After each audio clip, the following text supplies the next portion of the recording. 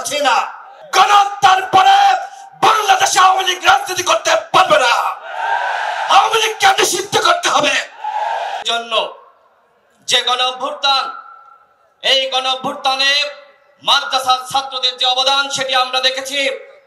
কিভাবে ওই যাত্রাবাড়িতে শনি রাত্রায় মাদ্রাসার ছাত্ররা এবং শিক্ষকরা হাসিনার বিরুদ্ধে লড়াই সংগ্রাম শুরু করেছিল। বিশ্ববিদ্যালয়ের আন্দোলন যখন বন্ধ হয়ে যায় তখন মাদ্রাসার ছাত্ররা যাত্রাবাড়িতে আন্দোলন করে তুলেছিল। ওই যাত্রাবাড়িতে যদি আন্দোলন না হতো তাহলে হাসিনার পতন হতো না। আমরা 2018 সালের সংস্কার আন্দোলন করেছি। খেলাফত মজলিসের ছাত্র সংগঠন, ছাত্র মজলিসের নেতৃবৃন্দরা সেই সময় কাফনের কাপড় গায়ে দিয়ে আমাদের সাথে রাজপথে নেমেছিল। 18 সাল থেকে 24 সাল পর্যন্ত আমরা দেখেছি আপনারা কিভাবে লড়াই করেছেন। কিন্তু এই সংগ্রামী আলেম উলামা, তাদেরকে নিয়ে একটি মানুষের সব থেকে বেশি অ্যালার্জি ছিল, সে হলো ফেরাউন খ্যাত শেখ হাসিনা। যেখানে এই আলেম উলামারা সমাবেশ করত, ওয়াজ মাহফিলের আয়োজন করত, সেখানে হাসিনার গায়ে আগুন জ্বলত।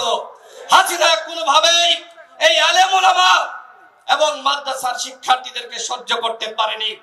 হেফাজতে ইসলামের উপর যেভাবে দমন পীড়ন নিপীড়ন করেছে সেটা আমরা ভুলি নাই। হাসিনা মনে করেছিল ভারতের সহযোগিতায় তারা বাংলাদেশকে একটি জঙ্গি রাষ্ট্র বানাবে, আলেম ওলামাদেরকে জঙ্গি বলতো। অথচ আমরা দেখেছি কিভাবে ছাত্রলীগ, যুবলীগ এই বাংলাদেশকে জঙ্গি বানানোর জন্য হাজারো মানুষের উপর নির্যাতন নিপীড়ন করেছে।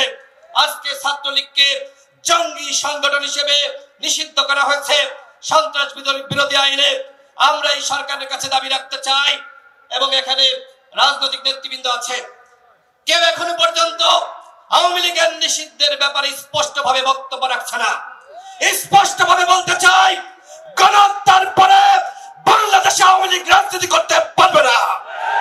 আওয়ামী লীগকে নিষিদ্ধ করতে হবে।